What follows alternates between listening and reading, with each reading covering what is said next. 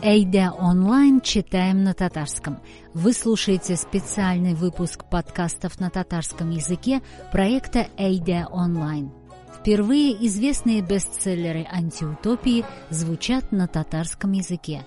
Мы перевели и адаптировали эти произведения для изучающих татарский. Ольдас Хаксли. «О дивный новый мир». Могжизалы яңа дөнья. 34 катлы бина ишегендә уртаклык, охшашлык, стабильлек дип язылган. Бинада оталандыру бүлмәсе бар. Шунда 300 белгеч микроскоптан нидер күзәтә. Алар өйрәнгән күренешне бер профессор студентларга аңлата. Йомырка күзәнәгеннән расалар туа икән. Альфа, бета, гамма, дельта һәм эпсилоннар. Әлеге расларны йөрткән балалар үскәндә бозылмасын өчен аларны бик игътибар белән тәрбияләргә кирәк дип аңлата лаборатория мөдире. Мәсәлән, альфалар иң алдынгы катлау, ягъни технологияләрне булдыручылар. Эпсилоннар исә иң түбән дәрәҗәдәге кешеләр. Аларны авыр физик хезмәт өчен җитештерәләр. Физиологик күрсәткечләре түбәнрәк булырга тиеш. Моның өчен аларга кислородны кимрәк бирәләр икән. Расалар тышкы кыяфәт, кием төсе белән дә аерыла икән. Профессор Форд һәм директор студентларга кыскача мәгълүмат бирде һәм шушы эшнең нәтиҗәсен күрсәтергә дип алдагы залга уздылар. Икенче бүлек. Директор ишекне ачты. Студентлар зур балалар бакчасына охшаган бүлмәгә керде. Директор тәрбиячеләргә үрмәләп йөри торган балаларны китерергә кушты. Тәрбиячеләр балаларны зур арбаларга утыртып алып килде. Алар дельталар төсе, хаки төсенә киенгән иде. Аннан директор бәбиләрне китаплар һәм чәчәкләр булган киштәләр янына китерергә кушты. Балалар матур төсле китапларга, хуш исле чәчәкләргә үрелде. Шул вакыт аларны электр сукты. Балалар аңламады. Бераздан тагын сузылды. Аларны тагын электр сукты. Бу юлы балалар курыкты, елады. Бүтән балаларда китап һәм чәчәкләр янына бару теләге тумады. Директор бу тәҗрибәне булай аңлатты. Дельталарны балачактан табигать һәм әдәбиятны яратмаска өйрәтәләр икән. Җәмгыятьнең вакытын аларның эстетик, акыл үсешенә сарыф итү кирәкми. Дельталар билгеле бер функцияләрне генә үтәргә тиешләр. Өстәвенә, аларның акыл үсеше икътисади яктан отышсыз. Табигатьне яратсалар, анда барыр өчен дельталар транспорт куллана. Ә моның өчен өстәмә чыгымнар кирәк. Элекке җәмгыятьтә бу катлаулы мәсьәлә булган. Җәмгыятьне мондый кирәкмәгән кулланудан коткару мөдирне шатландыра иде. Расаларның дөньяга карашы да төрле әлбәттә.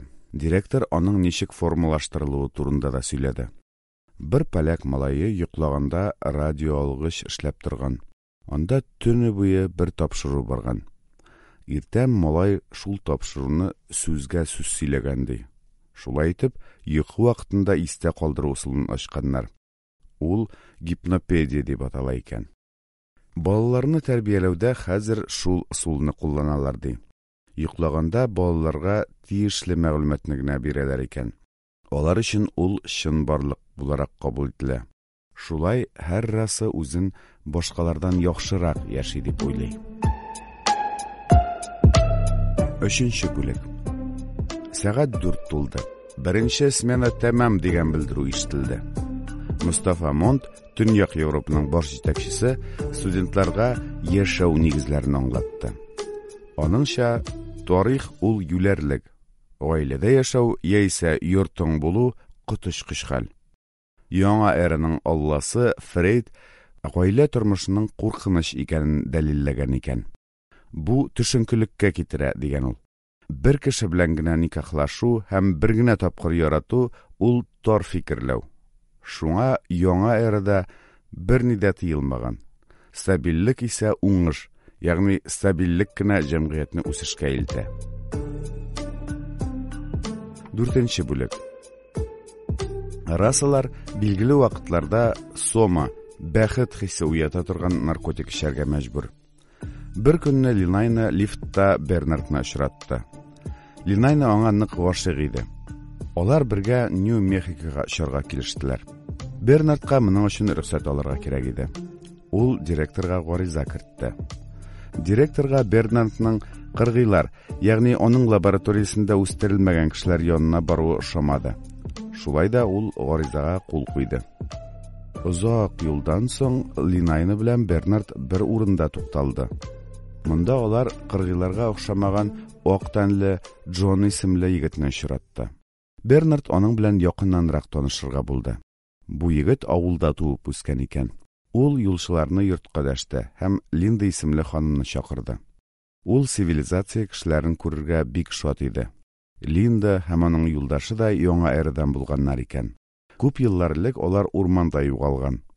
Юлдашы чыккан, ә үзе юк. Шулай ул индианнар авылында яши башлаган. Башта аңа җәмгыять аңында тудырган күзаллау белән монда яшәүе читен булган. Әмма бераздан бер ирне очраткан, бала тапкан. Бала табу бу цивилизацияләрдә аеруча оят булып санала. Джон Бернардка авыр, гаделсез тормышы турында сөйләде. Монда ул хәерчелектә кимсетелеп яши икән. Бер тапкыр 16 яшендәге егетне ташлар белән кыйнаганнар. Шул вакытта ул ялгызы тауга менеп уйлана башлаган. Монда аңа вакыт, үлем, Алла төшенчәләре ачылган. Бернард Джонның үзе сыман ялгыз икәнен аңлады һәм үзләре белән китәргә тәкъдим итте. Джон бу тәкъдимгә шатланып, «О, мөгъҗизалы яңа дөнья, анда кешеләре дә шундый!» дип кычкырды. Бернард Мустафага шалтыратты һәм фәнни тикшеренүләр өчен 2 индивидны алып киләчәген әйтте. 5нче бүлек. Бернардны кагыйдәләрне бозган өчен эшеннән кудылар. Линда һәм Джон барлык фәнни җәмгыятьне шаккатырды. Линда директорны таныды.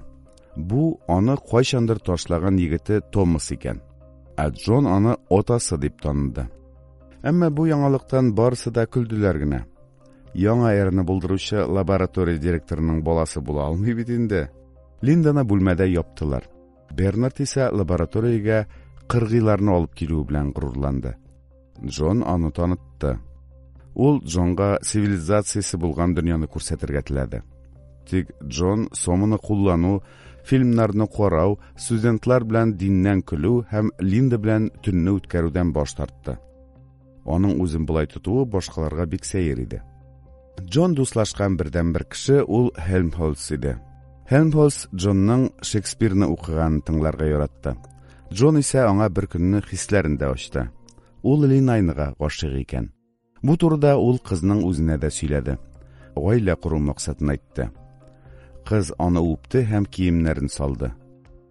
Джон моңа бик ачуланды һәм бүлмәдән чыгып китте. Аның кыргый дөньясы өчен бу начар күренеш иде. 6нчы бүлек. Линданы махсус палатага күчерделәр. Джон аның хәлен белергә керде. Шәфкать туташына Линданың әнисе икәнен әйтте. Бу сүзләр хезмәткәрне уңайсыз хәлгә куйды. Джон хатын янына килде. Әнисе аны таныды, елмайды һәм җыр сузды. Шул арада палатага балалар керде. Алар Линданы тоза дип үчеклиләр иде. Джон түзмәде һәм бер баланы тотып силкеде. Әмма шәфкать туташы моны тыйды. Алар хәзер үлем тәрбиясен уза икән. Берничә көннән Линда улын танымый башлады. Үлеп тә китте. Джон улый-улый елады. Ә шул минутта шәфкать туташы балалардан «Кемгә шоколад бирим?» дип сорады. 7нче бүлек. Урамда Джон зур чират күрде. Алар сома алырга тора иде. Джон аларга соманың агу, тормышлары иллюзия икәнен аңлата башлады. Бу халыкка бердә ошамады. Джонны һәм аны яглаган Бернард һәм Хелмхолцны полиция тоткарлады һәм Мустафа Монт янына җибәрде. Монт Джон белән икәү генә сөйләшергә теләде. Ул аңа яңа эрның дөрестлеген аңлатырга теләде. Альфа, гамма һәм башкалар булмаса, тотрыклылык булмас иде, бу коточкыч. Гомум бәхет өчен яңа эра сәнгатьне курбан иткән. Хәзер кешеләрнең барлык хыяллары да чынга ашкан. Үлемнән курыкмыйлар, әмма кирәк кадәр күңел ачу чаралары бар. Катлаулы мәсьәләләр туса, халыкка сома бирәләр. Әңгәмәдән соң Бернард һәм Хелмхольцны сөргенгә кудылар. Джонга шәһәрдән китүне тыйдылар. Ул экспериментны дәвам итәр өчен кирәк иде әле. 8-нче бүлек. Джон кешеләр белән аралашмый башлады. Танышлары Бернард һәм Хелмхольцка ул цивилизация мине агулады диде. Ялгызы гына ташландык йортка күчте. Монда Джон хуҗалык белән шөгыльләнә башлады. Үзеңне җәзалап дәвалау көченә инанды һәм үзен камчы белән кыйный башлады. Шулай ул агуын чыгарырга тели иде. Бер көнне Джонны шәрәтәнле килеш күрделәр. Барысы да яңадан башланды. Егет телевидение героена әверелде. Тынычлык югалды.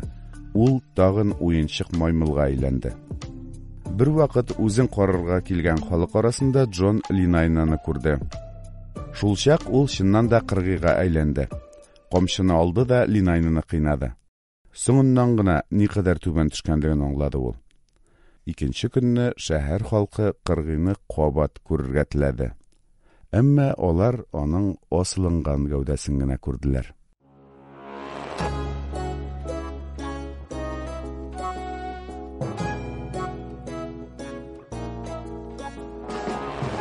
Вы слушали специальный выпуск подкастов на татарском языке проекта «Эйда онлайн». Известные бестселлеры антиутопии впервые звучат на татарском языке. Мы перевели и адаптировали эти произведения для изучающих татарский. К аудио прилагается текст и словарик, который вы найдете на сайте ozatlik.org/эйда. Подкасты «Эйда онлайн. Читаем на татарском» есть на всех известных вам стриминговых платформах. Выбирайте себе удобную, слушайте дома, в дороге, в отпуске и в перерывах от работы или учебы. Изучайте татарский язык вместе с проектом «Эйда онлайн».